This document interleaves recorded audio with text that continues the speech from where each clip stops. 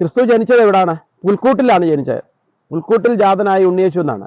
അപ്പം പുൽക്കൂട്ടിൽ ജനിച്ച ഉണ്ണിയേശുവും പ്രകൃതിയുമായിട്ട് ബന്ധമുണ്ട്. എല്ലാ ഭാരതത്തിലെ സങ്കല്പം എല്ലാം ഈശ്വരനെ പ്രകൃതിയുമായിട്ട് ബന്ധപ്പെടുത്തിയാണ്. അപ്പം ക്രിസ്തുവിന് വലിയ പ്രാധാന്യമുണ്ട്. പശുത്തൊഴുത്ത് ജനിച്ചുകൊണ്ട് പ്രത്യേകിച്ച് ഞാൻ ചെയ്യുന്നത് പശു അധിഷ്ഠിത കൃഷിയാണ് ചെയ്യുന്നത്. അതുകൊണ്ട് ക്രിസ്തുവിൻ്റെ പടം ഞാൻ വരച്ചു. അത് എൻ്റെ ഉള്ളിൽ നിന്ന് വന്ന ഒരു ഉൾവിളിയാണത്.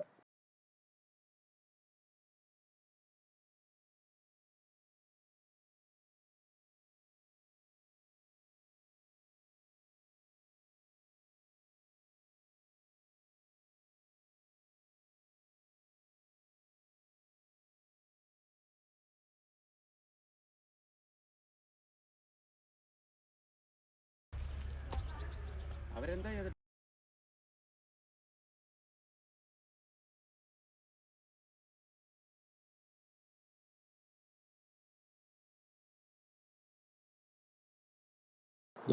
ഇതിപ്പോൾ ഞാൻ ഈ നാടൻ വിത്ത് നടാൻ കാരണം എന്ന് പറഞ്ഞാൽ നമുക്ക് 5000-ൽ പരം വിത്തുകൾ നമ്മുടെ നാട്ടിലുണ്ടായിരുന്നു ഭാരതത്തിൽ.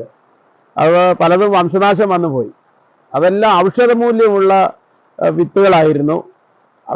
തനതായ അതാത് പ്രദേശത്ത് ഭാരതത്തിൻ്റെ വിവിധ സ്റ്റേറ്റുകളിലെ പ്രാദേശികമായിട്ടുള്ള കാലാവസ്ഥയ്ക്ക് അനുസൃതമായിട്ടും മണ്ണിനൊക്കെ അനുയോജ്യമായ വിത്തുകൾ ആയിരുന്നു ഈ 5000-ൽ പരം വിത്തുകളും ഉണ്ടായിരുന്നത്.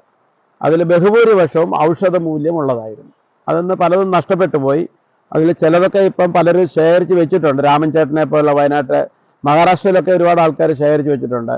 അപ്പം പലരെന്നായിട്ട് ഞാൻ കളക്ട് ചെയ്ത് ഞാനും നമ്മുടെ ആറന്മുള ഉത്തമൻ ചേട്ടൻ, അല്ലെങ്കിൽ സുനിലേട്ടൻ എന്ന് പറയുന്ന ഉത്തമൻ ചേട്ടൻ, ഞങ്ങൾ പുള്ളിയുടെ സഹായം എനിക്ക് ഒരുപാടുണ്ടായി. ഞങ്ങൾ പലയിടത്തു നിന്ന് കളക്ട് ചെയ്തിട്ടാണ് ഈ 16ഓളം ഇനം ഇവിടെ വിതച്ചത്.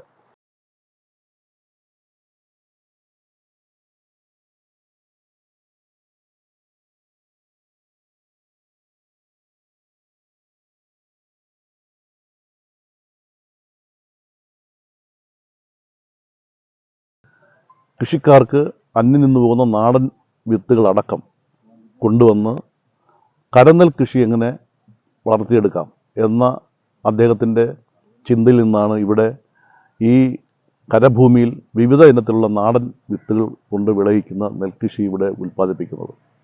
കാർഷിക മേഖലയിലുള്ള അദ്ദേഹത്തിൻ്റെ ഈ പരീക്ഷണം ഒരു പുത്തൻ ഉണർവ് നമുക്കെല്ലാം നൽകും. ഇതിനെക്കുറിച്ച് പഠിക്കുന്നതിന് കൃഷി വകുപ്പിലെ ഉദ്യോഗസ്ഥരെ അടക്കം ഇവിടെ കൊണ്ടുവന്ന് ഇത് എല്ലാവർക്കും മനസ്സിലാക്കി കൊടുക്കാൻ കഴിയുന്ന തരത്തിലേക്കുള്ള ഇടപെടൽ തീർച്ചയായും എൻ്റെ ഭാഗത്തുനിന്നുണ്ടാകും.